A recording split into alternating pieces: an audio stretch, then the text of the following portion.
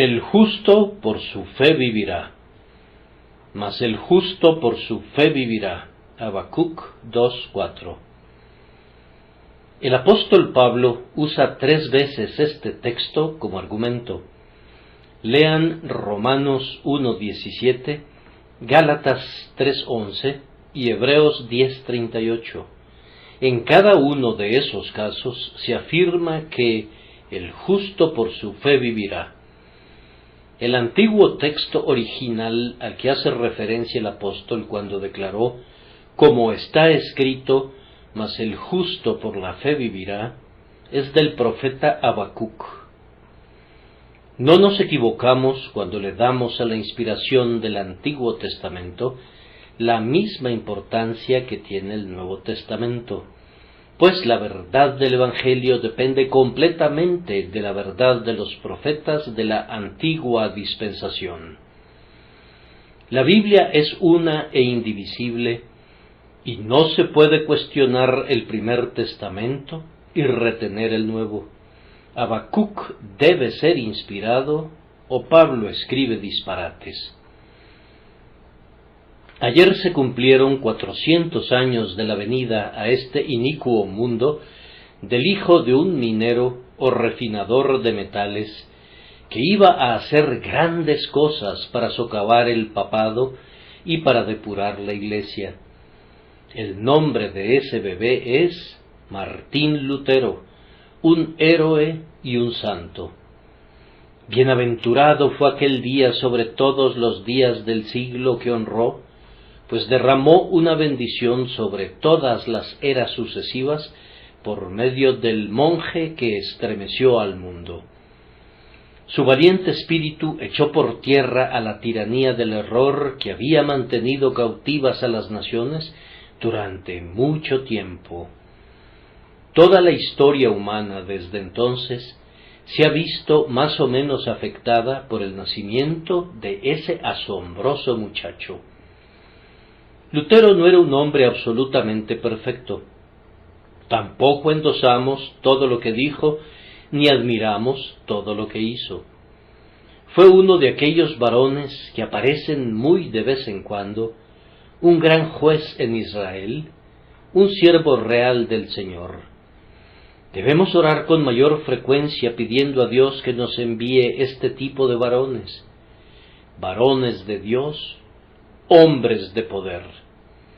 Debemos orar para que de conformidad a la infinita bondad del Señor, los dones de su ascensión continúen y se multipliquen a fin de perfeccionar a su iglesia, pues cuando subió a lo alto, llevó cautiva la cautividad y recibió dones para los hombres, y constituyó a unos apóstoles, a otros profetas, a otros evangelistas, a otros pastores y maestros.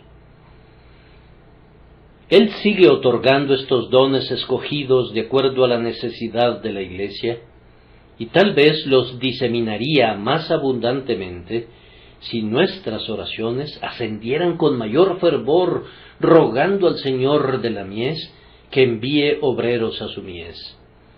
Así como creemos en el Salvador crucificado para nuestra salvación personal, así también tenemos que creer en el Salvador ascendido para el perpetuo enriquecimiento de la Iglesia con confesores y evangelistas que declaren la verdad de Dios. Quiero poner mi granito de arena en la conmemoración del natalicio de Lutero, y no puedo hacer otra cosa mejor que usar la llave de la verdad con la que Lutero abrió las cerraduras de las mazmorras de la mente humana y puso en libertad a los corazones esclavizados. Esa llave de oro se encuentra en la verdad contenida concisamente en el texto que estamos considerando: el justo por su fe vivirá. ¿Acaso no le sorprende encontrar un pasaje tan claramente evangélico en Habacuc? ¿No le sorprende descubrir en aquel antiguo profeta una explícita declaración que Pablo puede usar como un argumento disponible contra los oponentes de la justificación por la fe? Eso demuestra que la doctrina cardinal del Evangelio no es ningún concepto recién inventado. Definitivamente no es un dogma novedoso inventado por Lutero, y ni siquiera se trata de una verdad que Pablo hubiera enseñado por primera vez. Este hecho ha sido establecido en todas las épocas y por tanto lo encontramos aquí entre las cosas antiguas como una lámpara que había de alumbrar las tinieblas que pendían sobre Israel antes de la venida del Señor. Esto demuestra también que no ha habido ningún cambio con respecto al Evangelio. El Evangelio de Habacuc es el Evangelio de nuestro Señor Jesucristo. El don del Espíritu Santo proyectó una luz más brillante sobre esa verdad, pero en todas las épocas el camino de salvación ha sido único y ha sido el mismo. Nadie ha sido salvado jamás por sus buenas obras. La manera por la cual los justos han vivido ha sido siempre la ruta de la fe. No ha habido ni el más mínimo avance respecto a esta verdad. Está establecida y es inconmutable, y es por siempre la misma como el Dios que la declaró. En todo momento y en todas partes, el Evangelio es y tiene que ser perdurablemente el mismo. Jesucristo es el mismo ayer y hoy y por los siglos. Leemos con respecto al Evangelio que es uno y no dos o tres evangelios, como si fuesen muchos. El cielo y la tierra pasarán, pero la palabra de Cristo no pasará jamás. También es digno de advertirse no sólo que esta verdad es tan antigua y que continúe siendo tan inmutable, sino que posea tal vitalidad. Esta sola frase, el justo por su fe vivirá, produjo la Reforma. De esta única línea, como de la apertura de uno de los sellos apocalípticos, salió todo ese resonar de trompetas evangélicas y todo ese entonar de cantos evangélicos que generaron en el mundo un sonido como el estruendo de muchas aguas. El Espíritu de Dios hizo brotar esta solitaria simiente cuando se encontraba olvidada y escondida en los tiempos de la oscuridad medieval, la dejó caer en el corazón humano, la hizo crecer y al final la llevó a producir grandes resultados. Este puñado de grano en las cumbres de los montes se multiplicó de tal manera que su fruto hizo ruido como el Líbano, y los de la ciudad florecieron como la hierba de la tierra. Salmo 72, 16. La más mínima pizca de verdad, arrojada en cualquier parte, vivirá. Ciertas plantas están tan llenas de vitalidad que si sólo tomas un trozo de una hoja y lo pones sobre el suelo, la hoja echa raíces y crece. Es totalmente imposible que ese tipo de vegetación se extinga. Y lo mismo sucede con la verdad de Dios. Es viva e incorruptible y por tanto es indestructible. Mientras haya una Biblia, la religión de la gracia inmerecida vivirá. Es más, si pudieran quemar todas las escrituras impresas, mientras permaneciera un niño que recordara un texto aislado de la palabra, la verdad se levantaría de nuevo. Aún en las cenizas de la verdad el fuego está vivo todavía, y cuando el aliento del Señor sopla sobre él, la llama se levanta gloriosamente. Por esta razón, consolémonos en este día de blasfemia y de reprensión, siendo tranquilizados, porque si bien la hierba se seca y la flor se cae, la palabra del Señor permanece para siempre. Y esta es la palabra que por el Evangelio os ha sido anunciada. Examinemos ahora este texto, que fue el medio por el cual el corazón de Lutero fue iluminado, como les diré enseguida. De entrada voy a hacer una breve observación al respecto. Un hombre que tiene fe en Dios es justo. El justo por su fe vivirá. El hombre que posee fe en Dios es un hombre justo. Su fe es su vida como un hombre justo. Es justo en el sentido evangélico, es decir, que teniendo la fe que Dios prescribe como la ruta de salvación, es justificado a los ojos de Dios por su fe. En el Antiguo Testamento, Génesis 15:6, se nos informa con respecto a Abraham que creyó a Jehová y le fue contado por justicia. Este es el plan universal de justificación. Fe se apropia de la justicia de Dios al aceptar el plan de Dios para justificar a los pecadores por medio del sacrificio de Jesucristo, y así fe hace justo al pecador. Fe acepta y se apropia del sistema completo de la justicia divina que es revelado en la persona y la obra del Señor Jesús. Fe se alegra de verlo venir al mundo en nuestra naturaleza, y en esa naturaleza verlo obedecer a la ley en cada jota y tilde, aunque él no estaba bajo esa ley, hasta que decidió ponerse allí en nombre de nosotros. Fe, además, se agrada cuando ve al Señor, que había venido bajo la ley, ofreciéndose como una expiación perfecta y haciendo una completa vindicación de la justicia divina mediante sus sufrimientos y su muerte. Fe se aferra a la persona, a la vida y a la muerte del Señor Jesús como su única esperanza y se atavía con la justicia de Cristo. Clama: el castigo de nuestra paz fue sobre él, y por su llaga fuimos nosotros curados. Ahora, el hombre que cree en el método que Dios tiene de hacer justos a los hombres por medio de Jesús, y que acepta a Jesús y confía en él, es un hombre justo. Aquel que hace que la vida y la muerte de la grandiosa propiciación de Dios sean su única confianza y seguridad, es justificado a los ojos de Dios y queda anotado entre los justos por el propio Señor. Su fe le es imputada por justicia, porque su fe se aferra a la justicia de Dios en Cristo Jesús. De todo aquello de que por la ley de Moisés no pudisteis ser justificados, en él es justificado todo aquel que cree.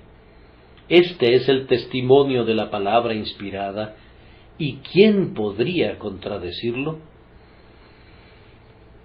Pero el creyente es también justo en otro sentido que el mundo de afuera aprecia mejor, aunque no es más valioso que el anterior. El hombre que cree en Dios, por esa fe se ve impulsado a todo lo que es recto, bueno y verdadero. Su fe en Dios rectifica su mente y le hace justo.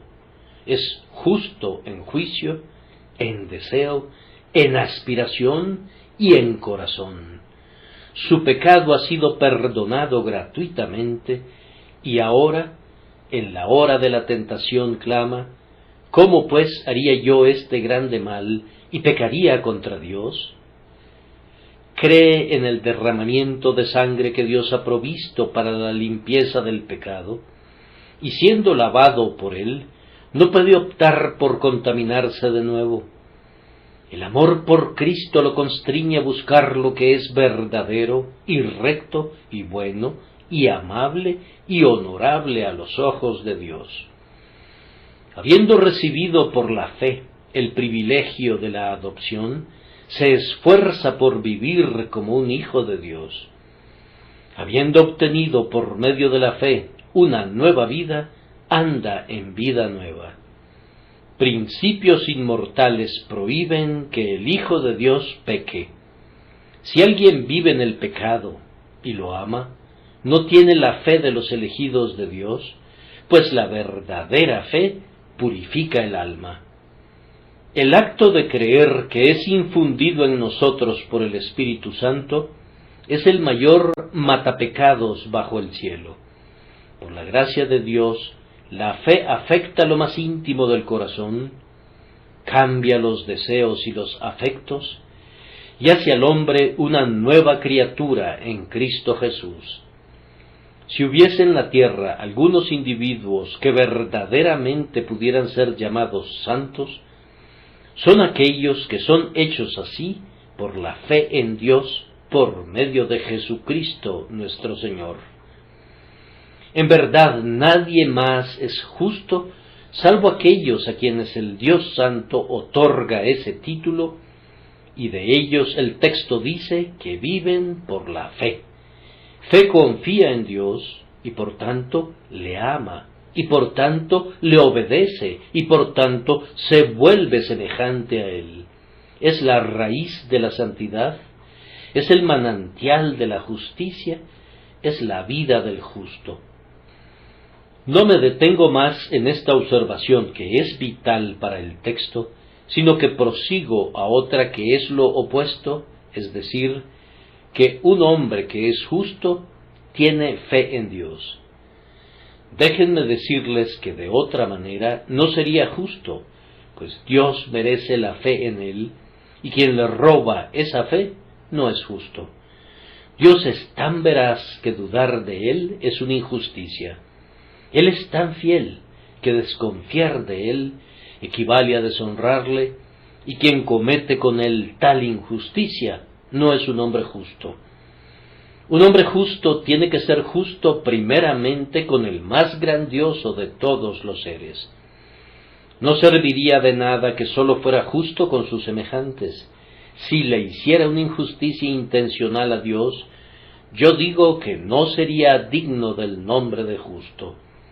Fe es lo que el Señor merece justamente recibir de sus criaturas. Él merece que creamos lo que nos dice, y especialmente lo referente al Evangelio. Cuando el grandioso amor de Dios en Cristo Jesús es expuesto claramente, los puros de corazón le creerán.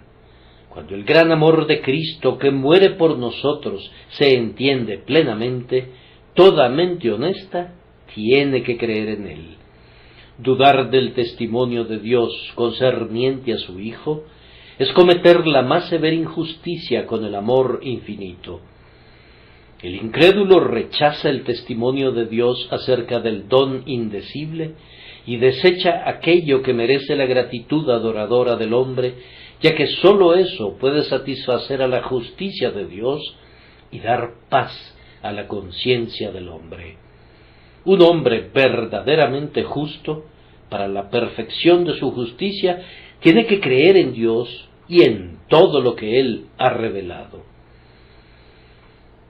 Algunos imaginan que este asunto de la justicia sólo tiene que ver con la vida exterior y que no toca las creencias del hombre. Yo digo que no es así. La justicia tiene que ver con las partes íntimas del hombre, con la región central de su condición humana. Y los hombres verdaderamente justos desean ser limpiados en las partes secretas y en los resquicios ocultos quisieran conocer la sabiduría. ¿Acaso no es así? Continuamente oímos la aseveración de que el entendimiento y la creencia son una provincia que está ubicada fuera de la jurisdicción de Dios. ¿Es verdaderamente cierto que yo puedo creer lo que yo quiera sin tener que darle cuentas a Dios de lo que creo? No, hermanos míos, ni una sola parte de nuestra condición humana está más allá del alcance de la ley divina. Toda nuestra capacidad como hombres está bajo la soberanía de aquel que nos creó, y estamos tan obligados a creer rectamente como estamos obligados a actuar rectamente. De hecho, nuestras acciones y nuestros pensamientos están tan entrelazados y enmarañados que no hay forma de separar las unas de los otros. Decir que la rectitud de la vida exterior es suficiente es ir completamente en contra de todo el tenor de la palabra de Dios. Estoy tan obligado a servir a Dios con mi mente como con mi corazón. Estoy tan obligado a creer lo que Dios revela como estoy obligado a hacer lo que Dios manda. Los errores de juicio son pecados tan verdaderos como los errores de vida. Es una parte de nuestra lealtad a nuestro grandioso soberano y Señor que rindamos nuestro entendimiento, nuestro pensamiento y nuestra creencia a su control supremo. Ningún hombre es recto mientras no sea un creyente recto. Un hombre justo ha de ser justo para con Dios, creyendo en Dios y confiando en Él en todo lo que es y dice y hace. Mis queridos amigos, no veo tampoco qué razón haya para que un hombre sea justo con sus semejantes si ha renunciado a su fe en Dios. Si un hombre pudiera escaparse realizando un acto de deshonestidad en una situación crítica, ¿por qué no habría de ser deshonesto si no hubiera una ley superior a la que sus semejantes han elaborado, si no hubiera ningún tribunal, ni ningún juez y ningún más allá? Hace unas cuantas semanas un hombre mató deliberadamente a su patrón porque lo había ofendido. Y cuando se entregó a la policía dijo que no sentía ningún temor, ni estaba avergonzado en lo más mínimo por lo que había hecho. Admitió el asesinato y reconoció que estaba consciente de las consecuencias. Esperaba sufrir el dolor de medio minuto de duración en el patíbulo y después todo acabaría para él y estaba completamente preparado para eso.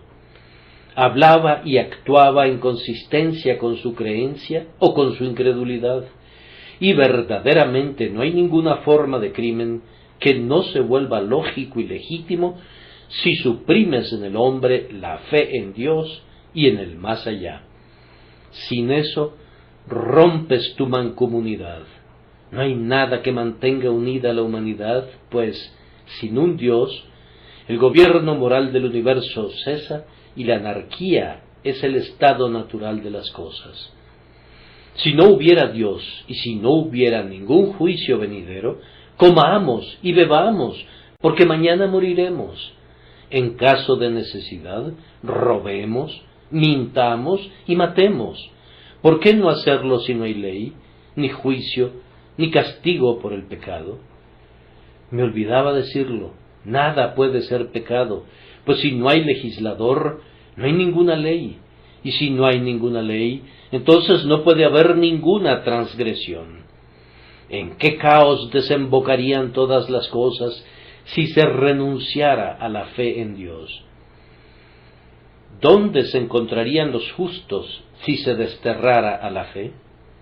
El hombre lógicamente justo es un creyente en alguna medida u otra, y aquel que es digno de ser llamado justo en el sentido bíblico es un creyente en el Señor Jesucristo, el cual nos ha sido hecho por Dios justificación.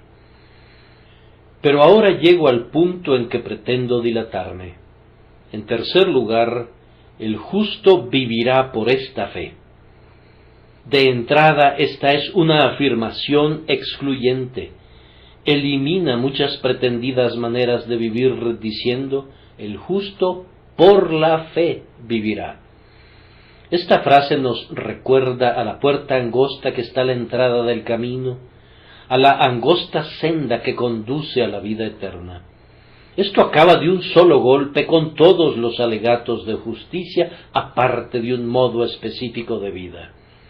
Los mejores hombres en el mundo solo pueden vivir por la fe, pues no hay ninguna otra manera de ser justos a los ojos de Dios.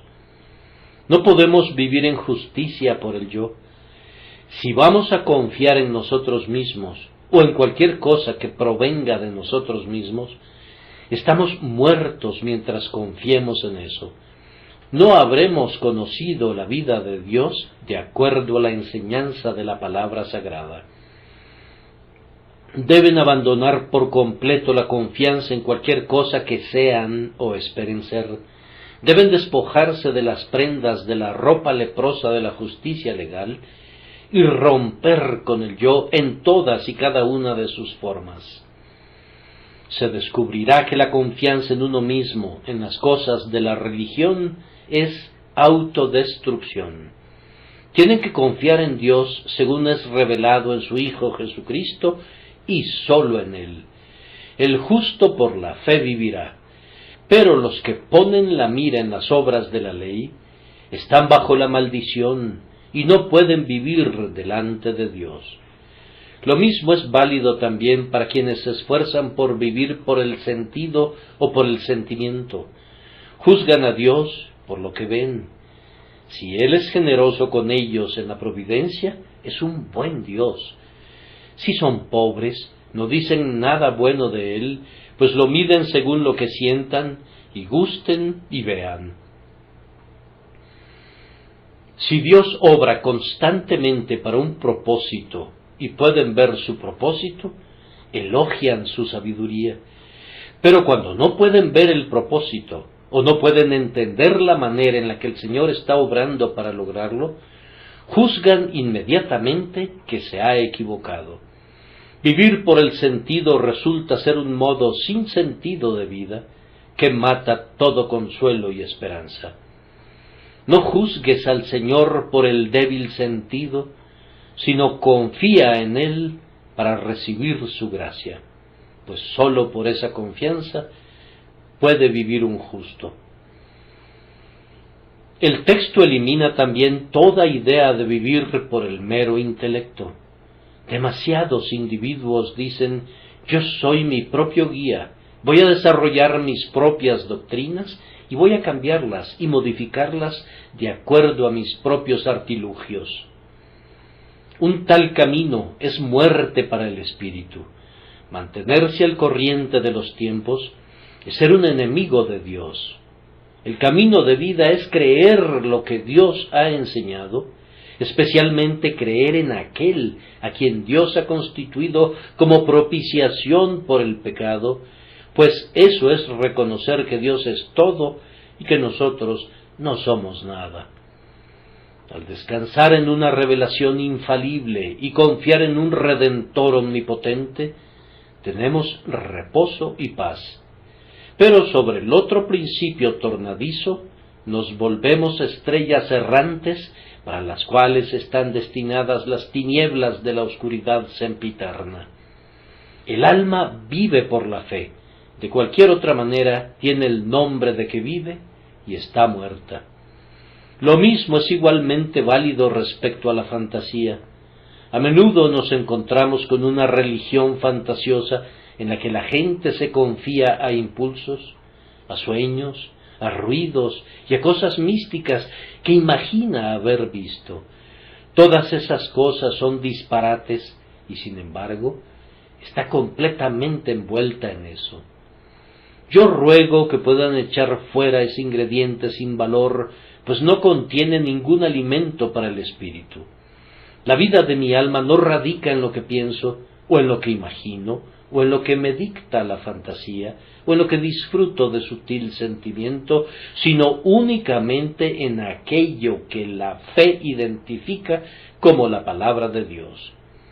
Vivimos delante de Dios por confiar en una promesa, por depender de una persona, por aceptar un sacrificio, por estar revestidos de una justicia y entregarnos a Dios, Padre, Hijo y Espíritu Santo.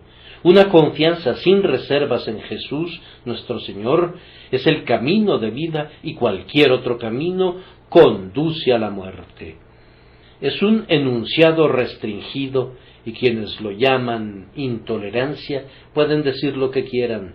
Será cierto aunque lo sigan execrando tanto como es execrado ahora. Pero, en segundo lugar, esta es una aseveración muy amplia. Mucho es el contenido de la frase: el justo por su fe vivirá. No dice qué parte de su vida pende de su creencia, o qué fase de su vida demuestra mejor su creencia. Abarca el inicio, la continuación, el crecimiento y el perfeccionamiento de la vida espiritual, como siendo todo ello por fe. Observen que el texto explica que en el momento en que un hombre cree, comienza a vivir a los ojos de Dios, confía en su Dios, acepta la revelación de Dios de sí mismo, confía, reposa y se apoya en su Salvador, y en ese momento se convierte en un hombre espiritualmente vivo, vivificado con una vida espiritual por Dios el Espíritu Santo. Toda su existencia antes de que creyera no era sino una forma de muerte. Cuando llega a confiar en Dios, entra en la vida eterna y es nacido de lo alto. Sí, y eso no es todo, y no es ni siquiera la mitad, pues si ese hombre ha de continuar viviendo delante de Dios, si ha de mantenerse en su camino de santidad, su perseverancia debe ser el resultado de una fe continua. La fe que salva no es un solo acto cumplido y concluido en un cierto día. Es un acto continuado y sostenido a lo largo de toda la vida de la persona. El justo no sólo comienza a vivir por su fe, sino que continúa viviendo por su fe. No comienza en el espíritu y termina en la carne, ni avanza hasta cierto punto por gracia, pero sigue el resto del camino por las obras de la ley. El justo vivirá por fe, dice el texto en Hebreos, y si retrocediere, no agradará a mi alma. Pero nosotros no somos de los que retroceden para perdición, sino de los que tienen fe para preservación del alma. La fe es esencial de principio a fin, cada día y durante todo el día, en todas las cosas. Nuestra vida natural comienza al respirar y debe continuar por la respiración. Lo que la respiración es para el cuerpo, eso es la fe para el alma.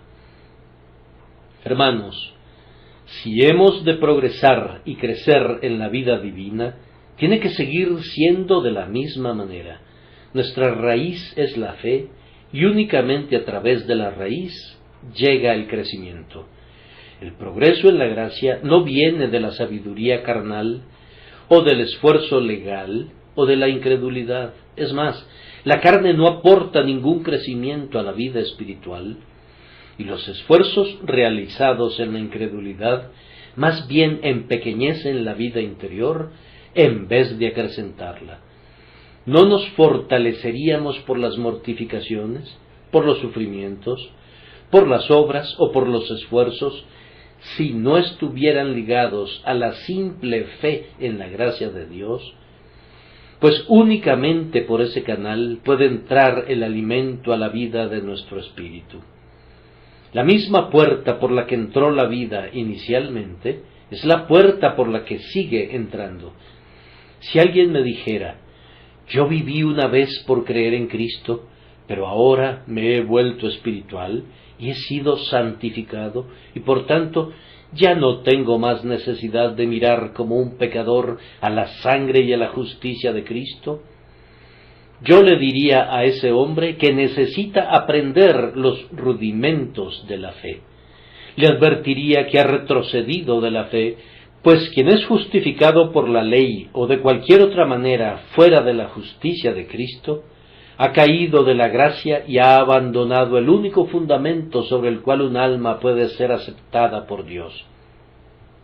Sí, no contamos con ningún báculo en el cual podamos apoyarnos para llegar a la puerta del cielo, excepto la fe en el siempre bendito Salvador y en su divina expiación.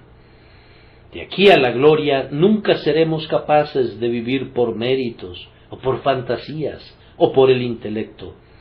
Todavía tendremos que ser como niños enseñados por Jehová, Isaías 54:13, igual que Israel en el desierto, que dependía únicamente del grandioso Dios invisible. A nosotros nos corresponde apartar la mirada del yo y poner la mira por encima de todas las cosas que se ven, pues el justo por su fe vivirá. Es una frase muy amplia, es un círculo que comprende la totalidad de nuestra vida, que es digna de ese nombre. Si hay virtud alguna, si algo digno de alabanza, si algo amable y de buen nombre, tenemos que recibirlo, exhibirlo y perfeccionarlo mediante el ejercicio de la fe. La vida en la casa del Padre, la vida en la iglesia, la vida en privado, la vida en el mundo, ha de ser toda ella en el poder de la fe si somos varones justos. Lo que carece de fe, carece de vida. Las obras muertas no pueden agradar al Dios viviente. Sin fe es imposible agradar a Dios. Les ruego que noten, en tercer lugar, que es una declaración incondicional. El justo por su fe vivirá. Entonces, aunque un hombre solo tenga poca fe, vivirá. Y si fuera grandemente justo, aún así, por fe vivirá. Muchos justos no han conseguido ir más allá de esforzarse por alcanzar la santidad, pero son justificados por su fe. Su fe es trémula y esforzada, y su asidua oración es: creo, ayuda mi incredulidad. Con todo, su fe los ha vuelto varones justos. Algunas veces el varón teme no tener fe en absoluto, y cuando experimenta alguna depresión espiritual, lo más que puede hacer es mantener su cabeza sobre la superficie del agua, pero aún entonces su fe lo justifica. Es como una barca que navega en un mar tempestuoso. Algunas veces es catapultada al cielo por relampagueantes olas de misericordia, y luego se hunde en el abismo entre olas de aflicción. ¿Qué pasa entonces? ¿Está muerto? Yo pregunto, ¿cree ese hombre verdaderamente en Dios? ¿Acepta el testimonio respecto al Hijo de Dios? ¿Puede decir realmente: yo creo en el perdón de los pecados, y con esa fe que tiene sujetarse únicamente a Cristo y a nadie más? Entonces ese hombre vivirá, por su fe vivirá. Si la pequeñez de nuestra fe pudiera destruirnos, cuán pocos serían contados con los vivos. Cuando venga el Hijo del Hombre, ¿hallará fe en la tierra? Solo por aquí y por allá, y muy de vez en cuando, aparece un Lutero que realmente cree con todo su corazón. La mayor parte de nosotros no llegamos a ser tan grandes ni siquiera como su dedo meñique. No tenemos tanta fe en todas nuestras almas como la que él tenía en un cabello de su cabeza, pero aún esa fe pequeña nos hace vivir. Yo no digo que una poca fe nos dará esa vida fuerte y vigorosa como la de un león que Lutero tenía, pero viviremos. La declaración no hace ninguna distinción entre este y aquel grado de fe, sino que establece como una incuestionable verdad que el justo vivirá por fe. Bendito sea Dios entonces, porque yo viviré, pues en verdad creo en el Señor Jesús como mi Salvador y mi todo. ¿No creen en Él también ustedes? Sí. ¿Y acaso no es algo singular que esta incondicional declaración no mencione ninguna otra gracia que ayude a conformar la base sobre la cual viva un justo? El justo por su fe vivirá. Pero, ¿acaso no tiene amor? ¿No tiene celo? ¿No tiene paciencia? ¿No tiene esperanza? ¿No tiene humildad? ¿No tiene santidad? Oh, sí, tiene todas esas cosas, y él vive en ellas, pero no vive por ellas, porque ninguna de ellas lo vincula tan íntimamente a Cristo como lo hace su fe. Voy a aventurarme a usar una figura muy sencilla, pues es lo mejor que se me ocurre. He allí un pequeñito, un niño de pecho. Tiene muchos órganos necesarios, tales como sus ojos, sus oídos, sus piernas, sus brazos, su corazón, etc. Y todos le son necesarios. Pero el órgano específico gracias al cual el diminuto bebé vive es su boca, con la que succiona de su madre todo su alimento. Nuestra fe es esa boca con la que succionamos la vida fresca de la promesa del siempre bendito Dios. Así que la fe es aquello por lo cual vivimos. Otras gracias son necesarias, pero la fe es la vida de todas ellas. No subestimamos el amor, o la paciencia, o la penitencia, o la humildad, como tampoco depreciamos los ojos o los pies del bebé. Aun así, el instrumento de la vida del hombre espiritual es esa boca por la cual recibe el alimento divino de la verdad revelada por el Espíritu Santo en la Sagrada Escritura. Otras gracias producen resultados a partir de aquello que recibe la fe, pero la fe es el tesorero de toda la isla del hombre. Queridos amigos, siguiendo adelante, el justo por su fe vivirá, es una declaración muy sugerente porque tiene muchos significados. Primero, el justo existe por su fe, es decir, la más elemental forma de gracia en un carácter justo depende de la fe. Pero, hermano, yo espero que no seas tan necio como para decir, todo lo que necesito es ser un hijo viviente de Dios.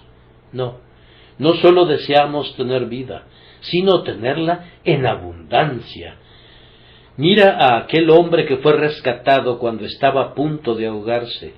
Todavía está vivo, pero la única evidencia de ello es el hecho de que su respiración empaña el espejo. Tú no te contentarías con estar vivo de esa pobre manera durante años, ¿no es cierto? Deberías estar agradecido si estuvieras espiritualmente vivo, incluso de esa débil manera. Pero aún así, no queremos permanecer en un estado de desfallecimiento, antes bien, deseamos ser activos y vigorosos. Con todo, aún para esa forma de vida interior, tienes que tener fe. La fe es necesaria para el tipo más débil de existencia espiritual que pueda ser llamada vida de alguna manera. Los justos que viven apenas, que son de mente débil, que son salvos apenas, son librados por la fe. Sin fe no hay ninguna vida celestial. Tomen la palabra vida en un mejor sentido y lo mismo será válido. El justo por su fe vivirá. Algunas veces nos encontramos con personas muy pobres que nos dicen en un tono lastimero, nuestros salarios son extremadamente insuficientes. Nosotros les decimos, ¿realmente vives con esa suma tan pequeña?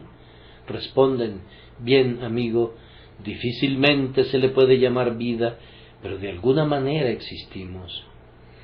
Ninguno de nosotros desearía vivir de esa manera si pudiéramos evitarlo. Entonces, por vida entendemos alguna medida de disfrute, de felicidad y de satisfacción. Cuando los justos tienen comodidad, gozo y paz, es gracias a la fe. Damos gracias a Dios porque la paz del corazón es nuestro estado normal y porque la fe es una gracia permanente. Cantamos de gozo de corazón y nos regocijamos en el Señor, y bendito sea el Señor, porque esto no es una novedad para nosotros, sino que hemos conocido esta bienaventuranza y todavía la conocemos solo por fe.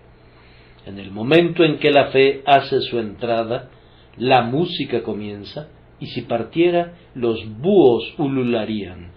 Lutero puede cantar un salmo a pesar del demonio, mas no habría podido hacerlo si no hubiese sido un hombre de fe.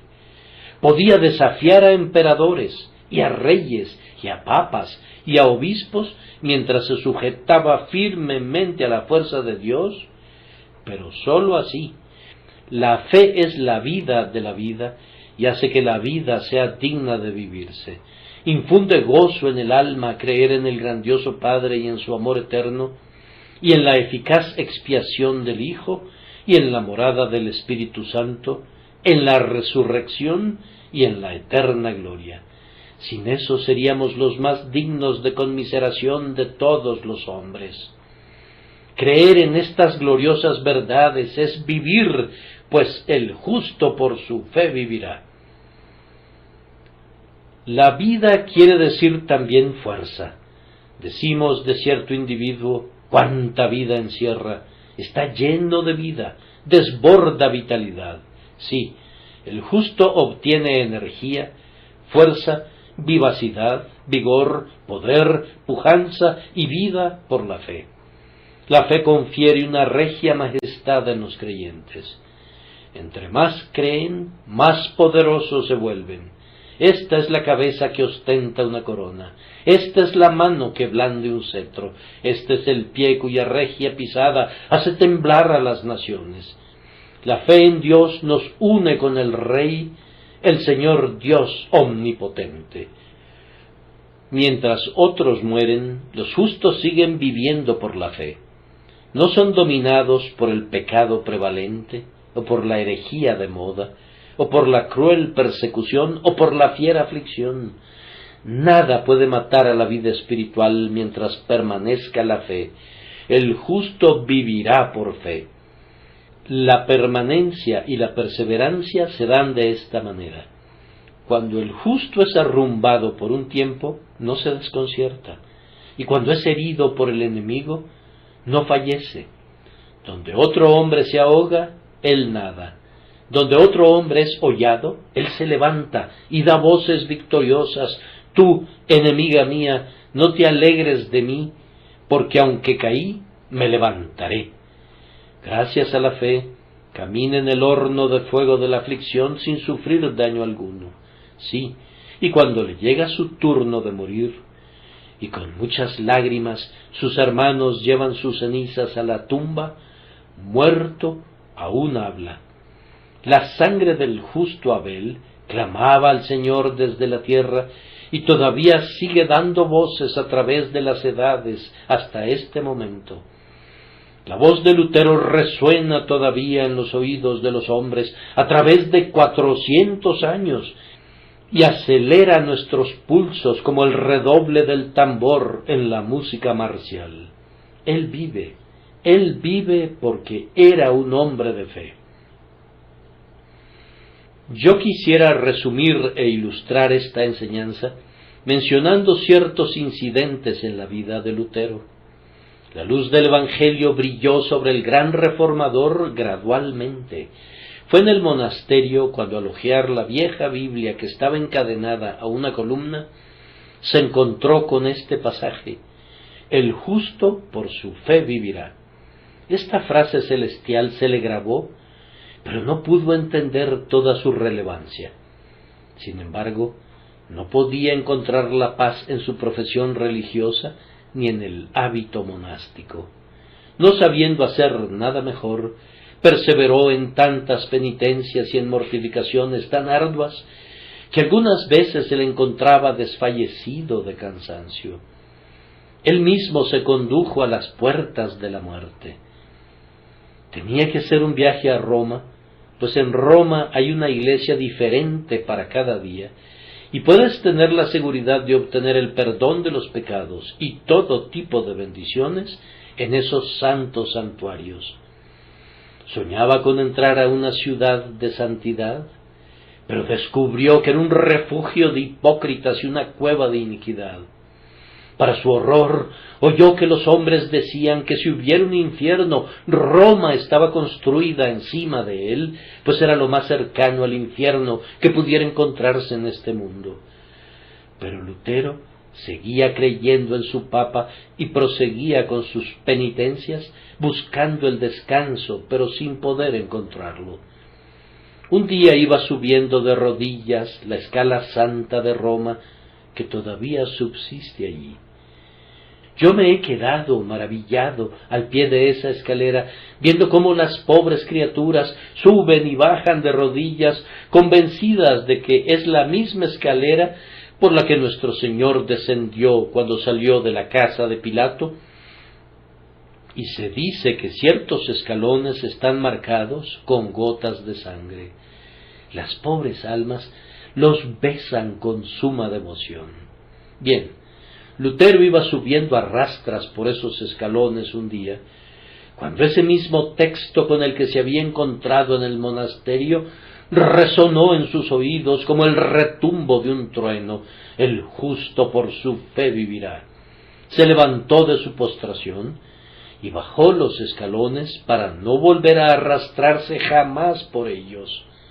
En aquel momento el Señor obró en él una plena liberación de la superstición y vio que no era por medio de sacerdotes, ni de la superchería sacerdotal, ni por las penitencias, ni por ninguna otra cosa que él podría hacer que viviera, sino que tenía que vivir por la fe.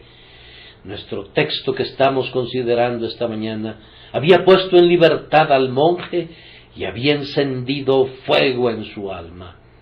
Tan pronto como creyó esto, comenzó a vivir en el sentido de estar activo. Un caballero de nombre Tetzel recorría toda Alemania vendiendo el perdón de los pecados por una cierta suma de dinero en efectivo. Sin importar cuál fuera tu ofensa, tan pronto como tu dinero tocara el fondo de la caja, tus pecados desaparecerían. Lutero se enteró de esto, se indignó y exclamó: «Voy a hacer un hoyo en su recipiente», lo cual hizo, y también en varios recipientes más. Clavar sus tesis sobre la puerta de la iglesia fue otra manera segura de silenciar a la música de las indulgencias. Lutero proclamó el perdón del pecado por la fe en Cristo sin dinero y sin precio, y las indulgencias del Papa pronto fueron objeto de burla. Lutero vivió por su fe, y por tanto aquel que de otra manera hubiera podido quedarse callado, denunciaba el error tan furiosamente como un león rugiente sobre su presa. La fe que había en él lo llenaba de intensa vida y se sumergía en la guerra con el enemigo. Después de un tiempo lo convocaron a Habsburgo, y a Habsburgo se dirigió, aunque sus amigos le aconsejaban que no fuera. Lo convocaron como un hereje para que respondiera por sí mismo en la dieta de Worms, y todo el mundo le pidió que se mantuviera alejado, pues tenían la seguridad de que sería quemado. Pero él consideraba necesario dar testimonio, así que fue en una carreta de aldea en aldea y de pueblo en pueblo, predicando conforme avanzaba, y la pobre gente salía para dar la mano al hombre que se levantaba por Cristo y por el Evangelio a riesgo de su vida. Ustedes recuerdan cómo se plantó ante la augusta asamblea, y aunque sabía hasta dónde podía llegar el poder humano, que su defensa le costaría su vida, pues probablemente sería entregado a las llamas como Juan Hus, con todo, fue muy valiente por el Señor su Dios. Aquel día, en la dieta alemana, Lutero hizo un trabajo por el cual 10,000 veces 10,000 hijos de madres han bendecido su nombre y han bendecido aún más el nombre del Señor su Dios. Para alejarlo del peligro por un tiempo, un prudente amigo lo hizo prisionero y lo mantuvo fuera de la contienda en el castillo de Wartburg. Allí lo pasó muy bien, descansando, estudiando, traduciendo, componiendo música y preparándose para el futuro que iba a estar tan lleno de acontecimientos. Hizo todo lo que un hombre fuera de la refriega hubiera podido hacer, pero el justo por su fe vivirá. Y Lutero no podía ser enterrado vivo apaciblemente, sino que tenía que proseguir con la obra de su vida. Envía un mensaje a sus amigos diciéndoles que el que vendría estaría pronto con ellos, y se apareció de pronto en Wittenberg. El príncipe tenía la intención de mantenerlo alejado un tiempo más prolongado, pero Lutero tenía que vivir. Y cuando el elector temió que no podía protegerlo, Lutero le escribió: «Yo estoy bajo una protección mucho más elevada que la suya. Sostengo que tengo más probabilidad de proteger a su señoría que su señoría de protegerme a mí. El que tiene la fe más sólida es el mejor protector.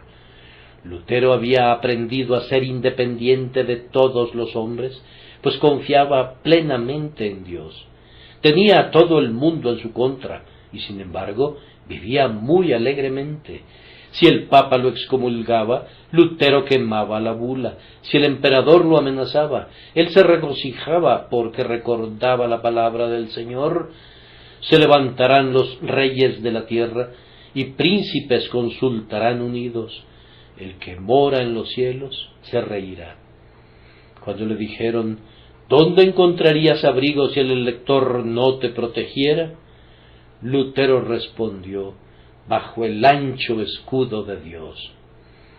Lutero no podía quedarse quieto, tenía que hablar y escribir y tronar, y oh, con cuánta confianza hablaba. Aborrecía las dudas acerca de Dios y de la Escritura. Melanchthon dice que no era dogmático. Yo prefiero diferir de Melanchthon en esto y considerar que Lutero era el principal de los dogmáticos. Él llamaba a Melanchthon el de la suave pisada, y me pregunto qué habríamos hecho si Lutero hubiera sido como Melanchthon y también hubiera pisado suavemente. La época necesitaba un líder que fuera firmemente seguro de sí mismo, y la fe hizo que Lutero lo fuera durante muchos años, a pesar de sus muchas aflicciones y debilidades. Él era un titán, un gigante, un hombre de un espléndido calibre mental y de gran fortaleza física, pero con todo, su vida y su fuerza principales radicaban en su fe. Sufrió mucho ejercitando su mente y también por culpa de enfermedades corporales, y todo eso muy bien pudo haber ocasionado un despliegue de debilidad. Pero esa debilidad no aparecía, pues cuando creía estaba tan seguro de lo que creía como lo estaba de su propia existencia, y por esto era fuerte. Si todos los ángeles del cielo hubieran desfilado delante de él, y cada uno de ellos le hubiera asegurado la verdad de Dios, no les hubiera agradecido por su testimonio, pues él creía a Dios sin necesidad del testimonio de ángeles y de hombres. Él consideraba que la palabra del testimonio divino era más segura que todo lo que los serafines pudieran decir. Este hombre fue forzado a vivir por su fe, pues era un varón de un alma tormentosa y únicamente la fe podía hablarle de paz.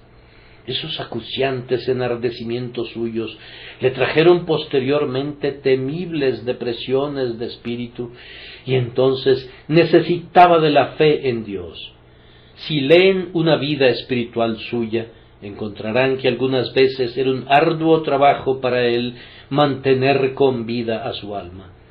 Siendo un hombre de pasiones semejantes a las nuestras y lleno de imperfecciones, estaba a veces tan deprimido y desesperado como el más débil entre nosotros, y el creciente dolor en su interior amenazaba con hacer estallar su poderoso corazón. Pero tanto él como Juan Calvino con frecuencia suspiraban por el reposo en el cielo, pues no amaban la reyerta en la que vivían, sino que se hubieran alegrado de alimentar al rebaño de Dios pacíficamente en la tierra y luego entrar en el reposo. Estos hombres moraban con Dios en santa osadía de oración creyente, o no hubieran podido vivir del todo.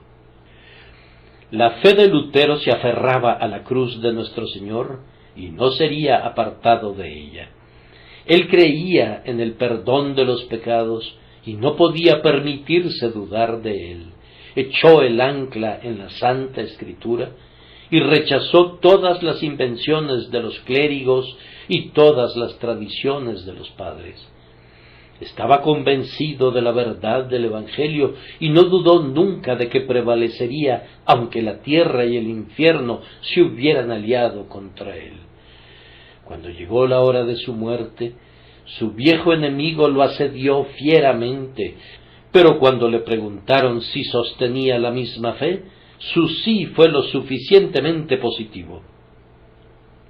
No necesitaban haberle preguntado, pues habrían podido estar seguros de ello. Y ahora la verdad proclamada por Lutero continúa siendo predicada hoy y lo será hasta la venida de nuestro Señor.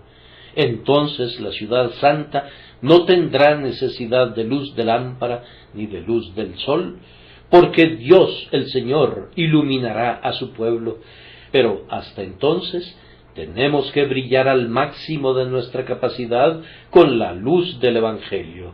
Hermanos, tomemos la decisión de que así como Lutero vivió por la fe, nosotros también lo haremos, y que Dios, el Espíritu Santo, aumente en nosotros más de esa fe.